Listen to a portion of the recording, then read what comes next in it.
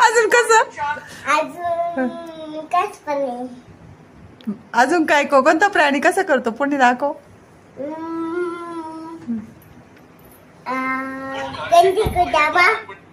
गंदी खतामा म्हणजे गंदी खतामा